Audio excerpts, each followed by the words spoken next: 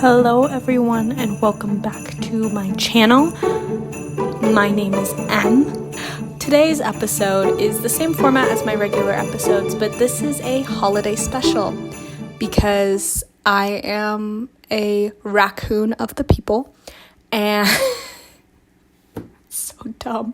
And I asked and I was like, what do y'all want for a holiday special, because I talked about it in my Ichabod and Mr. Toad video.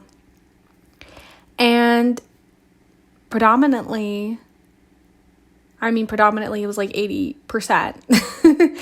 I got Mickey's Christmas Carol. So here you are, and here I am, and we're talking about Mickey's Christmas Carol. I hope you enjoyed that very special holiday intro. That was really fun to make. And Mickey's Christmas Carol is actually a theatrical feature, premiering on December 16th, 1983, with the theatrical re-release of The Rescuers. So I actually didn't know that it was a theatrical feature. So that's when it released in America, is with The Rescuers. But I believe it released in the UK with a re-release of The Jungle Book. A few months prior, maybe, is what I saw. And I think that's very interesting, because I kind of always was like, oh yeah, no, it was a made-for-TV kind of thing, whatever. No, it's a theatrical released short, so kind of cool. And it is an adaptation of Charles Dickens' A Christmas Carol, which was written in 1843. And Mickey's Christmas Carol aired on NBC the next year in December of 1984. So it was originally meant to air in 1982, but due to an animator strike, it was postponed. I don't know anything because we're still in the 50s in my other series, so I can't really give context to that animator strike, because I can tell you everything, not everything, but I can tell you a lot about the animator strike of the 40s, because I've been doing movies where that has impacted them, but I don't know anything about the one in the 80s, so we'll get to that when we get to that in 3 years. I'm joking, but anyway. So this version was adapted from a record called An Adaptation of Dickens' Christmas Carol, which was an audio musical produced by Disneyland Records in 1974.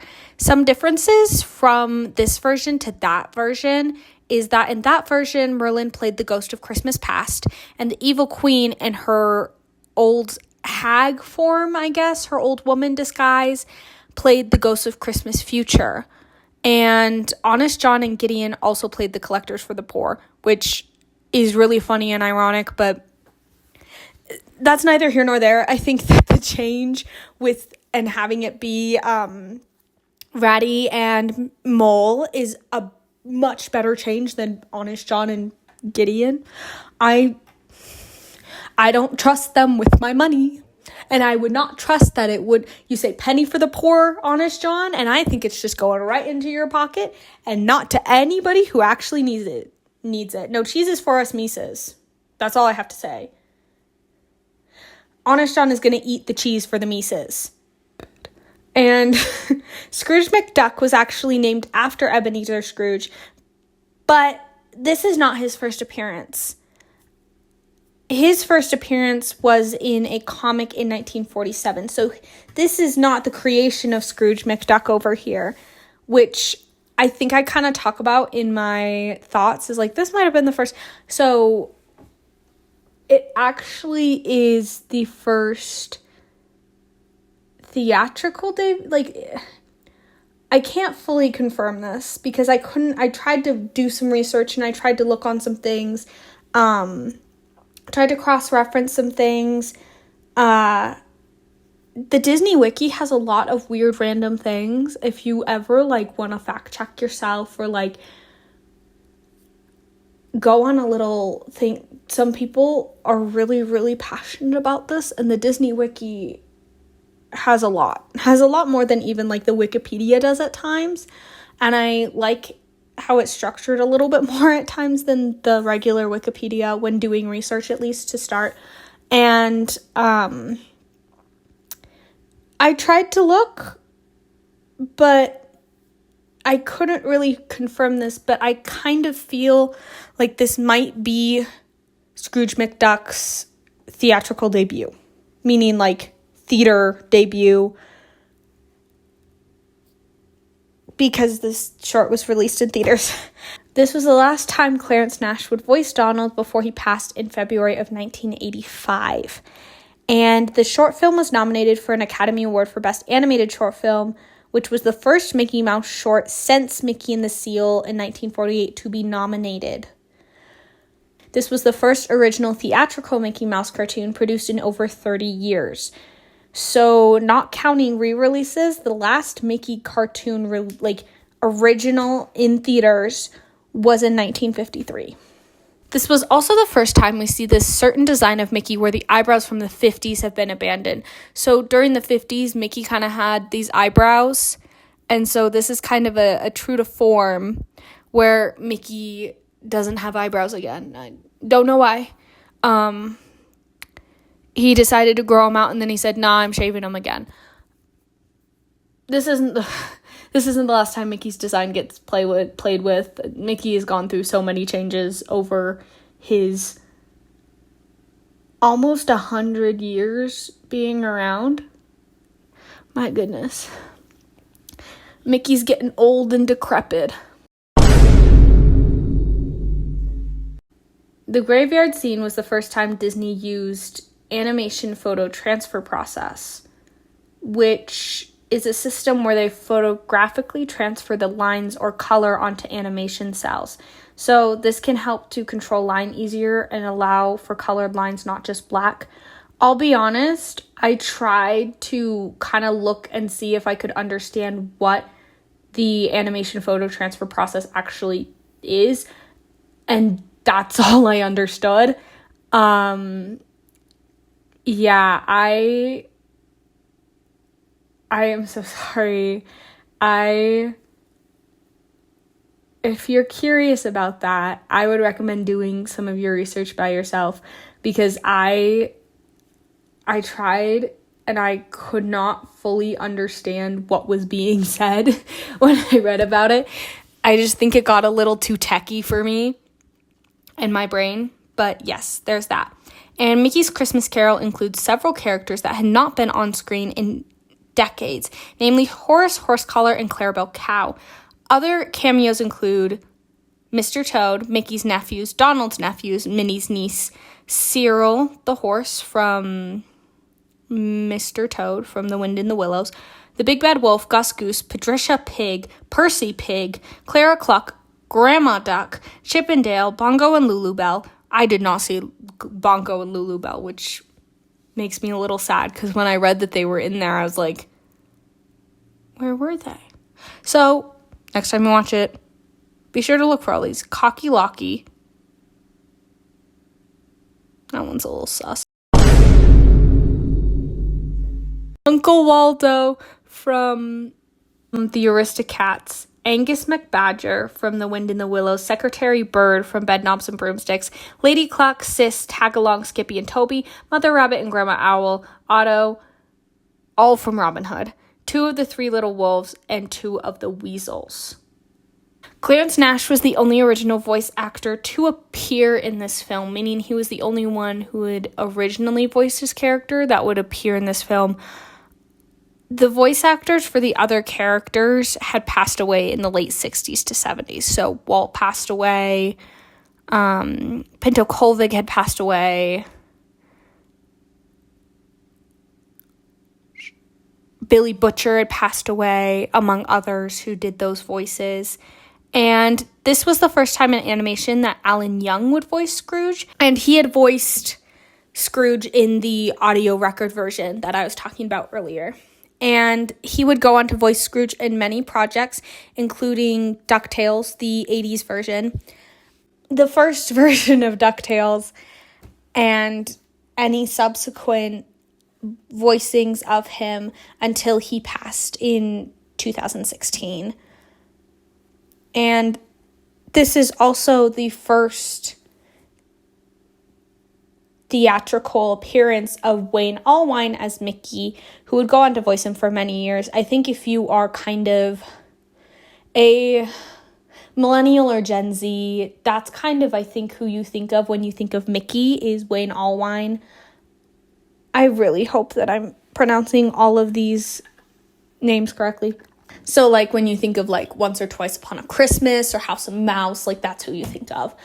And Russi Taylor recorded dialogue for Minnie that was ultimately cut, and this was her first time voicing the character, which is really cool. So we got kind of, this is the shift of like, okay, this is when we're starting to get the new voices in, the new talent in for these characters. And Mickey's Christmas Carol is the last theatrical cartoon to open with Buena Vista Pictures and opening credits. Later cartoons would open with the Walt Disney Pictures logo and no opening credits. This is the last Disney short film to use Technicolor. So this, in a way, this short film is very turning point of a lot of things. For the, we're starting to get new technologies, we're starting to get new voices, we're starting to get starting to see a change in the company where it's no longer Buena Vista, it's Walt Disney Pictures. And I just find that really interesting that this was kind of the era where things were kind of starting to skew. Some of the 9 old men were still there, some of them weren't, some of them had passed, some of them were still alive, some of them had retired, and they were bringing in new talent. I believe this was the time when they were starting on the kind of Cal Arts scholarship and bringing that new talent in to teach them and show them the ropes within the Disney company. So we kind of see some turning points over here in leadership and in all these things. And this is really interesting. I share these random facts because I feel that these are things that you can, if this is playing at a holiday party or somebody brings this up, you can share these things. So this short film has a 100% on Rotten Tomatoes, which is really interesting. Because I've heard a lot of, well, if you go on the Disney Wiki specifically, there's like a whole page of like, oh, this is how it's not like the story. And for me, like all of them were like, I think that's just because it's like 20 minutes long. It's like half an hour long. And I think that's the reason. It's just for pacing. Like you couldn't have all these scenes and all these things and whatever. And Mickey's Christmas Carol has a history of being broadcasted on NBC, the Disney Channel, CBS, ABC, and ABC Family, which is now Freeform. And it continues to run on Freeform, paired with Winnie the Pooh and Christmas too.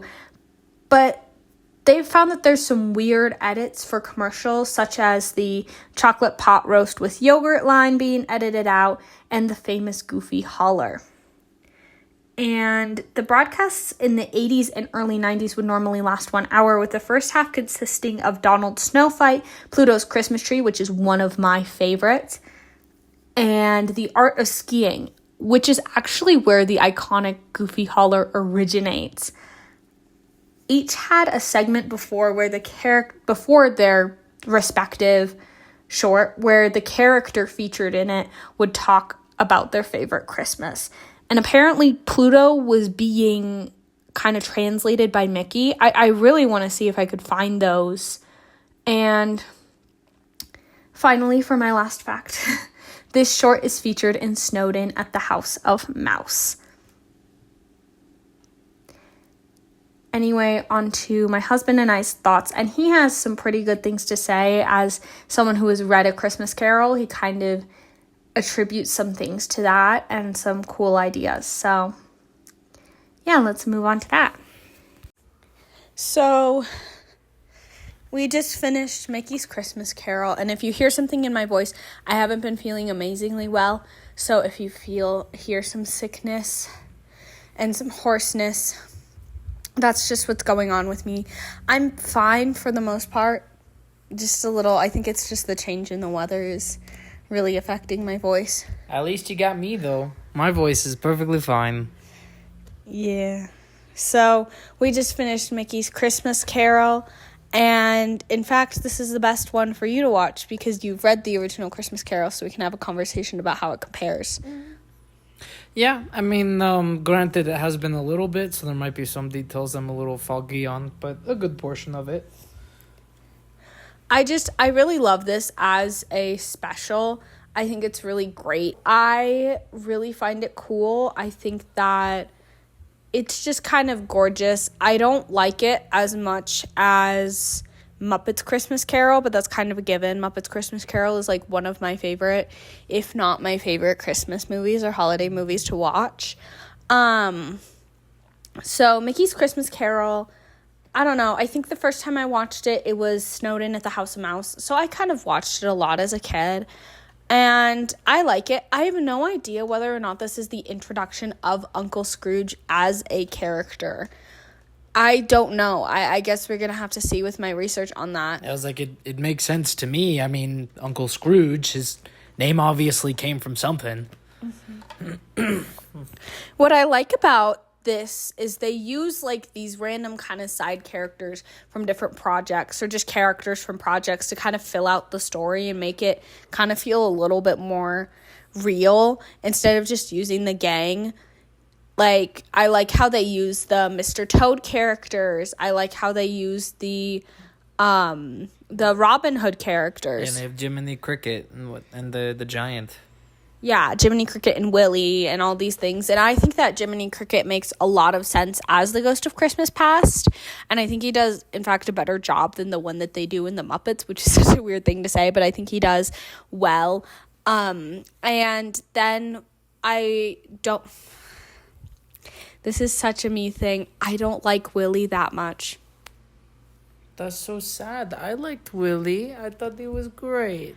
I just don't like Willie in like any media he's portrayed. Maybe it's just like the way they characterized him on Mickey Mouse Clubhouse growing up, which I guess Mickey Mouse Clubhouse doesn't exist anymore. Rest in peace, Mickey Mouse Clubhouse, I guess. Or I guess it exists in a different format now where it's kind of iPad babied. But I remember our ugly looking Mickey Mouse Clubhouse. Mm-hmm. Where, I don't know, never mind. That's a tangent I can't go on right now. But I think it's just such a cute little special. And I think it's very kid-friendly. I think that as much as Muppets is kid-friendly, I feel like this is even more kid-friendly. So, like, younger kid-friendly. Like, you could show it to them, like, when they're demanding something to watch before bedtime. Throw on this and act like it's a movie because they don't understand the concept of time.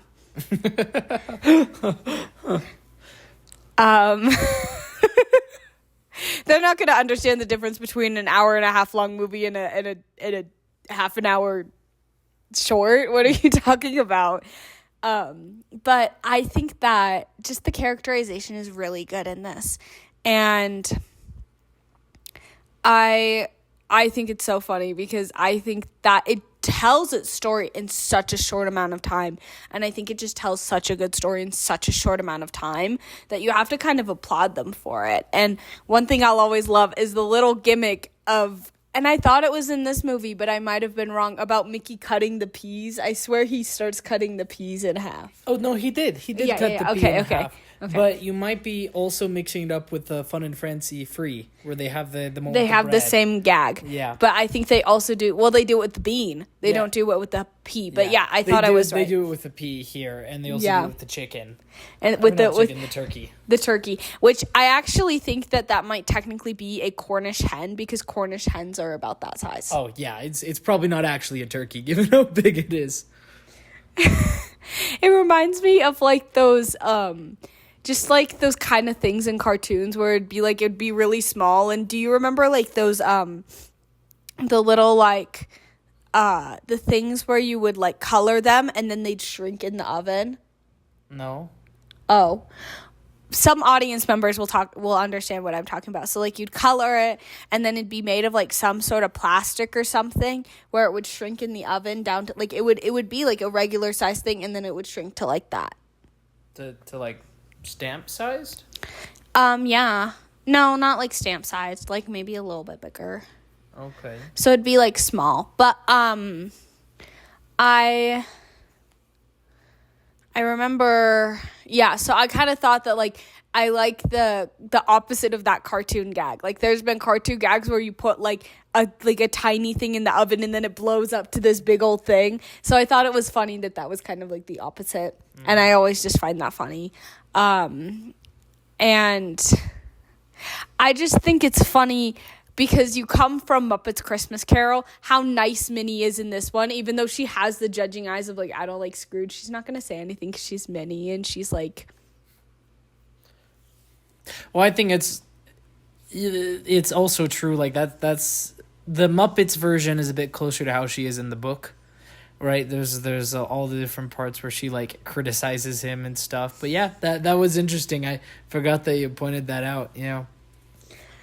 Okay, so, yeah. So he was talking about the traumatizing, I'm so sorry, this still exists in my mind because I was scared of it as a kid. The traumatizing scene with the grave where it opens up and almost swallows him whole. So it's been a while since I read the book, so I may not remember the details exactly. But from what I remember, how the future segment goes is Scrooge sees the robbers. He sees all the homeless robbers, and they're talking about how, like, oh, we found this house, and he kind of plays a little bit into the spook factor at first, because they're like, we thought his spirit was still there, and then we saw his bed, and his body was still there, and one of them's like, yeah, I ripped the sheets right off his bed with him under it, or whatever. You're basically quoting the Muppets version. Yeah, I know what happens in the Muppets one, but that actually does happen in the original story. And then Scrooge basically says, like, oh, yeah, you know, who are they talking about or whatever? And then that transitions to the graveyard scene. And then that, of course, ends with the whole seeing his grave and basically seeing the maw of hell open up to swallow him whole and stuff, which I actually... I think it's funny that this is the only interpretation that actually goes all out with it, because I don't think any of the other ones really do it that much. I know some of the live actions maybe kind of push it a little bit, but not to the extent that the Disney one does. I mean, we'll see, because we have yet to watch. On our list is the 2010 mocap one. I have not seen it. I think it looks ugly, but... I mean, it's motion capture, but what do you expect? But yeah, I thought it was, at least, I haven't seen the whole thing, admittedly, but the parts I remember were pretty good. So we'll see about that. We'll see where it falls on my Christmas Carol rankings. But to me, I think that's just interesting. Oh, and we quote, "Why it's you, Ebenezer," occasionally from time to time, because I think it's... yours, Ebenezer. The richest man in the cemetery. I just think it's funny because I think, like, canonically and traditionally, the ghost of Christmas Past does not talk. Future. He never talks. Future does not speak. And so the reason that they were, like, Pete being like, "Why it's you, Ebenezer," I feel like was only so that children who can't read yes. could understand what was going on. Like, I just realized maybe that's just for children who can't read. That's honestly a fair point, but I also think they really played it in a good way. Mm-hmm. You know, the way they depict Pete in that, I mean, they do the really close zoom up on his face, and they make him look like 4 times more grotesque than Pete normally is depicted. And I think that's kind of on purpose, is to kind of add a little bit to that spookiness of, like, yeah, no, this is symbolic of the afterlife. Like, Scrooge is dead. Yeah, and he's smoking that big old cigar. Ugh. You can almost, like, picture how nasty that smells, because you're, like, blowing it in his face and everything. Yeah. Oh, my gosh, yeah. Anyway. People who use their vapes in public be like... Exactly. Oh, my gosh. Okay. Smoking's bad for you. True. Don't smoke. Including vaping. It's bad for you too. After your PSA for mom and dad, Yep. here's just what else do we want to talk about how book accurate it is? Trying to think of like what are things in this version that they do that are kind of unique. Oh, we talked about Goofy as Marley and the choice that is. Yeah, I mean, I kind of like I haven't really thought about this till we were watching it this time because I've seen the Mickey's version before. I think we watched it last year. Yeah, and I also saw it even like I think the first time I saw it I was in middle school, and we read this is one of the main reasons why I had read the book is we read it as a class, for our writing class, just like during the month of December. But I never put it together until now as I was sitting here. You know, from what I remember of Marley, he's not really honestly the best choice to have Goofy. But my next best pick I was going to say would be Pete. And honestly, I think Pete does a better job as the Ghost of Christmas Future. Like, I can't think of a character who'd be a good replacement for Pete for the role for Ghost of Future. But if there was hypothetically one, I think Pete would do a better Marley. What do you think about Mr. Winky? Mr. Winky? From Mr. Toad. He's like the bar owner. The bartender dude. Yeah. I think okay, this is kind of a weird tangent. I think he would not work well in a lot of like Mickey and Friends style cartoons. Because like in the world of Mr. Toad, it's kind of meant to be implied that it's basically just like Victorian England, basically. And that's really about the most we know about their world. So like there being a human kind of makes sense. While like with Mickey and Friends, there being humans is kind of like strange. You know, most Mickey media really don't have normal people. They usually have animals of all different kinds. So while I agree, I think he would be an all right pick, especially since they're already doing Mr. Toad characters anyways. I also at the same time think it might be a weird pick, given the context of a lot of Mickey and Friends stories. I kind of agree, but like that's the one that I could think of like where it would make the most sense. But okay, I actually do have an idea. They could do Honest John. Oh, yeah. Now they would have to. The hard part is Pete is a lot more scary than Honest John. So I feel like the reveal with it being Ebenezer's grave would have to possibly be played differently. You know? They might have to like play their cards a little bit differently to give the same effect. But I think they could get away with it. Yeah, I don't know. Well, I think Goofy as Marley is fine, but we had a discussion about, because this is like a lot of the adaptations that I've seen have like boxes and stuff in the chains that Marley wears. And so I was asking if that links to the book and if there's any symbolism in that. Yeah, I don't remember. So I could have sworn it was one of two things if it is mentioned. I am pretty sure that he does talk about it. And if I remember right, it's either like the boxes are meant to like hold his regrets in life in not being charitable, or they are meant to be very literal and it's holding money to symbolize his riches holding him down. I forgot which one it was. We might have to read the Christmas Carol. I have it somewhere. So somewhere in this apartment. Well, I was going to say probably with our books right over there. I'll go check what you're doing. Okay. Well, yeah, I love Mickey as Cratchit. I think it just works so well. Like, he's such a positive person. I think it's interesting to see Donald as his nephew. Because it's funny, because in Twice Upon a Christmas, Donald has the thing where he's like, I hate Christmas. And I think they literally call him a Scrooge in that thing. And it's funny because he's like, I hate Christmas. And I hate it all. And I just want my hot chocolate. Yep. I'm normally a Donald stan, but that's too far, Donald. Though hot cocoa, okay, out of all the things to like be this is the only thing I like about Christmas, hot cocoa is on the better end of the list, I will say.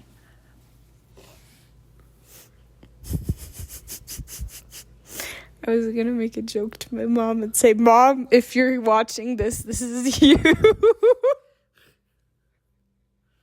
I'm joking, Mom. I know you love Christmas, but it's just a funny joke. I always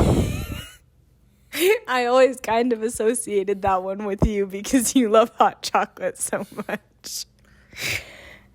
Anyway. And honestly, based. Yeah, hot chocolate's really good. I will say, not that Swiss Miss crap. Give me something better than Swiss Miss. Nice Stevens hot cocoa. Give me my mother's hot cocoa. What does your mother do for bread? Does she home makes her own hot cocoa. Like, she'll take different brands, and she has perfected this recipe for years and years and years. Well, I might have to have it then. It might be a little too dark for you. I'm okay with dark chocolate. I've had 100% dark chocolate. I did not like it. You threw it out the car. I did. I don't remember if you ran it over either. No, we just drove away. We left it on the side. I didn't even really throw it that hard. I just kind of like dropped it onto the road and then just drove away. Babe, that's littering. You're literally admitting to littering on tape. Maybe some nice birds were very hungry. Some nice birds, but...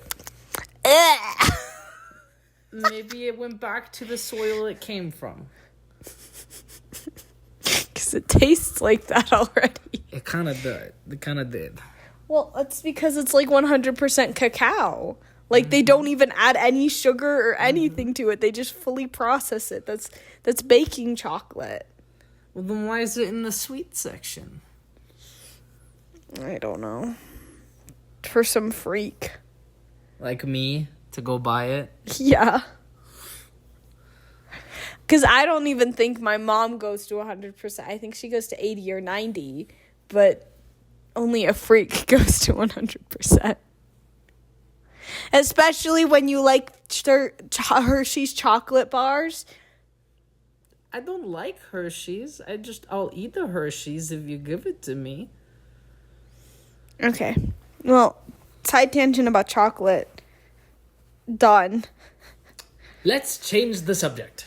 He's going to keep saying that now that we've watched Alice in Wonderland. Mm-hmm. This is going to come out before our Alice in Wonderland episode just because I want to make sure that I get this done in time for the holidays.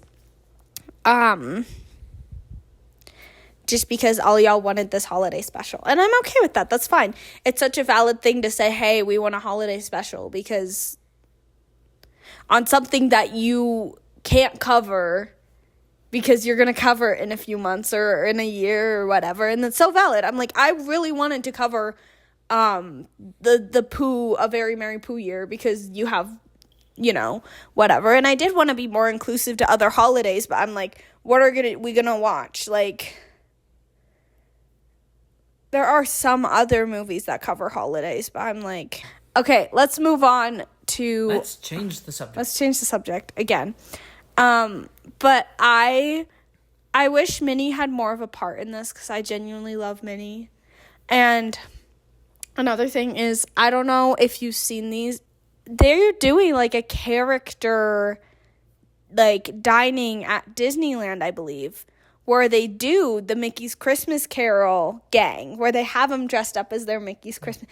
It is so cool. They look so good. It would be interesting to see Daisy's dress because the one when she has when they're dancing is very pretty. I like her pink dress. Oh, that's another thing. The choice to have Daisy play the love interest instead of introducing a new character was kind of interesting to me. But I understand because, like, they don't show... Because I believe in the book, Scrooge's nephew, I forget his name. I'm forgetting his name. Is it Peter? Might not be Peter. It might not be Peter, but he's really hot in the Muppet version of the movie. That's a really weird thing to say, but he's hot in the Muppet version. And he has a wife. He has a wife named Sarah and I just believe in the book as well. But she's not mentioned in this version at all. And I assume that's just because Daisy took the role of Belle. Now, honestly, that makes sense. I understand that they chose Daisy for Belle because most of the time there is the exception with Goofy, but most of the time when they depict a love interest, they try to keep like the same species, right? You know, like they have now retconned that with Zootopia too. Well, okay. Well, I'm meaning like of Mickey and Friends, right? Most of the Mickey and Friends depictions love interests usually are the same species. That's so interspeciesist of them, though. Well, but no, they don't, because they have Goofy. Goofy and Clarabelle are oftentimes shipped together. Well, Clarabelle's an interesting one.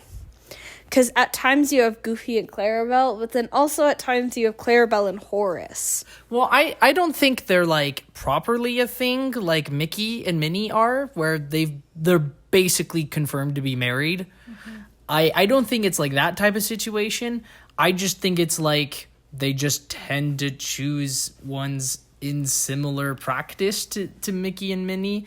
And then when it comes to Goofy, it's like, to love a person like this, you also got to have a few screws loose yourself. And so that's why they chose someone like Clarabelle. That's me and you. Mm-hmm. Am I the Goofy to your Clarabelle? Yep. I thought I was your Donald to your Daisy. Okay, but you don't get angry. Can we be all of the Disney couples? Fine. I don't know if there's anything else to talk about. Like, I really do like this version. And I think, like, it's not my favorite version of Christmas Carol, but it's not the worst that I've seen. No. The worst portrayal of Christmas Carol is the Play That Goes Wrong's version of Christmas Carol. Because, I don't know, watch that if you haven't seen that, because that's hilarious. The Goes Wrong show's version of Christmas Carol. I think it's funny. I need to rewatch it. But, like, that is the worst portrayal because everything goes wrong. Yeah. But I think that this one's perfectly fine. And I'm glad it's kind of getting back into the cultural zeitgeist again. I don't know if it ever left, but I know that when I was a kid growing up, I don't think people mentioned it a lot. Maybe this is just because I was a kid who really liked Disney, so my mom would be like, oh, here's all of this old Disney stuff for you to watch. And so when I mentioned a lot of stuff, kids my age just had not heard of it. But that's just because I'm the youngest in a family where my oldest sibling was born in the 90s. This might show our age difference between us, which admittedly is not that long. It's not that long of an age difference between us. But I remember when the MoCab one came out, and it was kind of a bit like what I've talked about with Wicked, where they do everything themed around it to the point where you start to feel suspicious if it's an industry plant movie. Oh, no, I remember that because that was 2010, right? Might have been a bit before. Let me check when. I was old enough to remember that because I just remember seeing the trailer all the time. I remember seeing the trailer all the time. 2009. Yeah, I was old enough to be conscious. Yeah. I remember when it came out, they did like everything themed around it. I wouldn't even be surprised if they did detergent or whatever, like what they've done for Nobody does detergent except for with Wicked. Okay, now somebody's going to be in the comments saying, did you forget that this movie had detergent? What else do you have to say about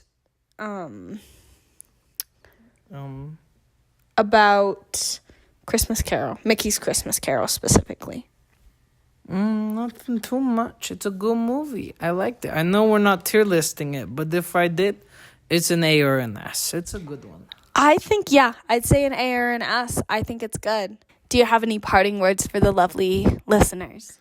Why yours? I did the better earlier. Why yours, Ebenezer. Anyway, we hope you have a happy holidays, whatever you choose to celebrate. And we hope you have a fun time with family or with friends. And we hope you travel safely, because if you don't, it's just awkward for everybody. Yeah. Anyway, have a safe and happy holidays. Goodbye. Goodbye.